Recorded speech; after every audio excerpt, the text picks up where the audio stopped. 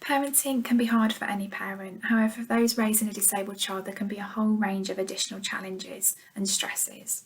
And while these challenges are very well documented, we rarely hear from fathers about how they have found parenting their child and what would have been useful for them to know when their child was diagnosed. Research has also shown that parents of disabled children can and do have positive experiences, even when they are experiencing really stressful situations.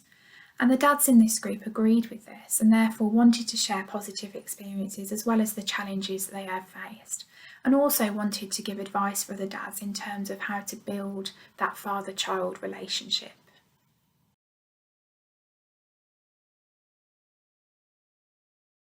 It's a total roller coaster. I know that's quite a cliche, it's used quite a lot, but it is a total roller coaster. And you go through so many different emotions and so many different experiences, positive, negative, lots of highs and lows. But there's no shying away from the fact that it is challenging. It is really challenging. So I think that's probably been one of the difficult things for me, that there's a lot to deal with, a lot to learn, and it's not just, oh, go and take them down the park and kick the ball around. There's a whole raft of other things that you need to get your head around and learn. It was quite obvious there was something different to our second child, from our second child to our first child. And yeah, it was just tough. Life was different, and we expected life to be different with two children, but maybe not as different as it was. We went in to see the doctor after the weeks of tests, and it was just, yes, your son has autism. And it was like, thank you very much, next. And it was, well, A, what's autism? B, where do we go? There was the help really wasn't there from the doctor. It was very daunting. My wife was in hospital having our second child at the time. And if I'm honest, I went out of that meeting crying because there was no help. I didn't know, A, what the future held, and B, how we were going to cope. Having the older children, you could, simple things like going out for a meal, or going around friends' houses and things along those lines. That was, really easy. They played with other children. They didn't try and break things or just eat random items and stuff like that. So it's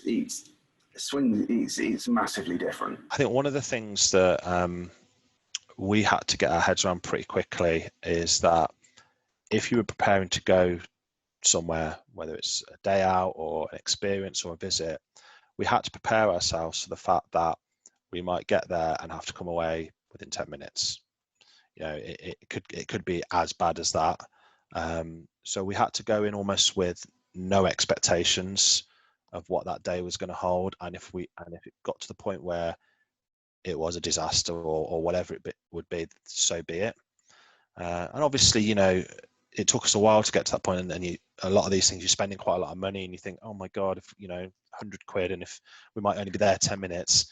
Now, most of the time, it didn't work out like that, and there was normally some positive you could take away from it, or you'd be there a lot longer than you thought it was going to be. But you do have to be prepared. I guess the typical dad thing, take them to football and this, get him involved in some sports and sort of the game element of things. Alfie had no interest, and obviously being non-verbal, and sort of he was in an SEN environment from about the age of sort of 3.5, 4. It was with Tom, it was in the mainstream element of things, and then it was I got to do the whole, take them to football practice and this, that, and the other, and you sort of build that relationship in that way, I guess, in the typical sort of man and son way, I guess. But in the same respect, it was something that was never going to sort of last, because it was something that he with Tom anyway, it was something he was feeling more and more uncomfortable in, sort of team environment, I guess, and the fact that he didn't want to be there. He didn't want to sort of run after, didn't want to have to tackle someone else and potentially hurt them, or he didn't want them to be near him. I guess you've got to then realise that isn't going to happen. And I think for me, to start with, that was the issue. You then had to I guess, reprogram my brain from, you've raised one child, you've taken them to football, you've taken them to rugby, you've done this, that and the other with them, to then sort of realise that this isn't going to happen. That's not what's going to happen with the younger two. It's then, you've then just got to, I don't know, just change your mindset, try and think of other things that you can potentially do with them. For us as parents, it's all we've ever known. We don't have any other children, so we don't know kind of what it would be like with a neurotypical child. We only know how it is to parent our children. But you just have all manner of challenges that the modern world and the environments present that you wouldn't even think about with a neurotypical child. And it's only when you start to learn more and you kind of get to understand more about autism, about your children, about how they react, that's when you start to kind of feel a little bit more, I don't want to say the word in control, but you start to feel a little bit more capable.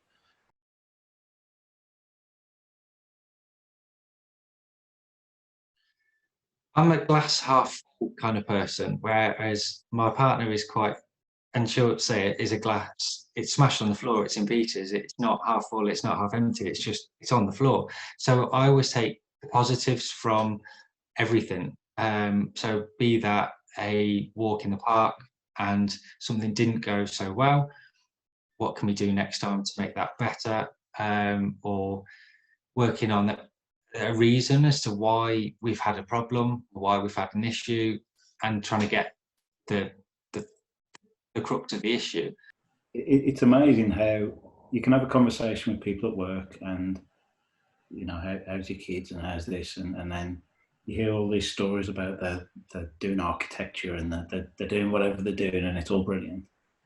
And then I'm sort of quite pleased if you stack 2 blocks together and you're sort of like, yes, because you know how difficult it is for him, and he's got no interest in doing it, and he doesn't generally play.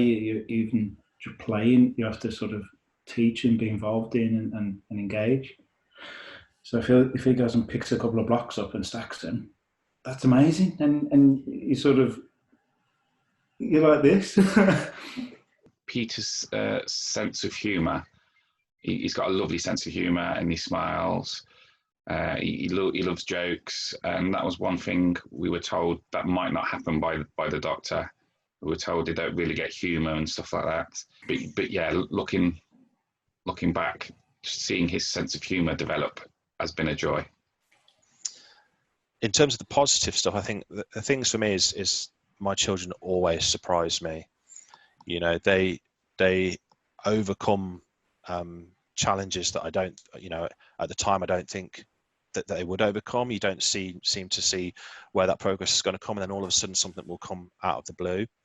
One particular moment that I can recall was that they came home one day from school. They were in a mainstream school, and they came home and said, "Oh, we've auditioned for the talent show." I was like, "Okay."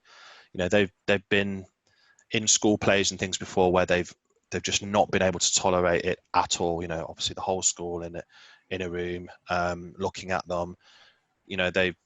They both struggled. They've both not been able to perform. So I thought, oh God, this is going to be a nightmare. If they get through, I don't know how they're going to perform. But they did. They'd learnt a song off their own back. And they went onto a stage with the whole school and sang it perfectly. And I think they ended up like finishing runners up or third or whatever in the talent show. And I was absolutely gobsmacked because there was no inclination showing that they were going to do that.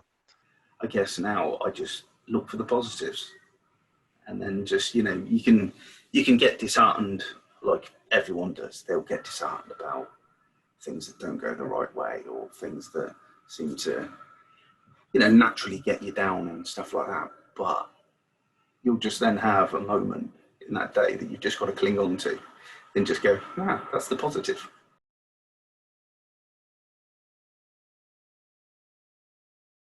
Things do get better. We've evolved and we've learned things and the stuff that we're trying to do. So you do come out the other side of it, but I think there is a period where if you can recognise it, then I think that's half the battle, because you can say, okay, yeah, this isn't great, but we just need to figure out what we're going to do about it.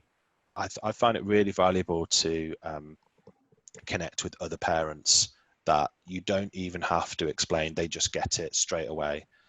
I mean, I personally think that through kind of experiences that I'm a better person, because I'm totally empathetic now to a lot of situations where I probably wouldn't be before, you know.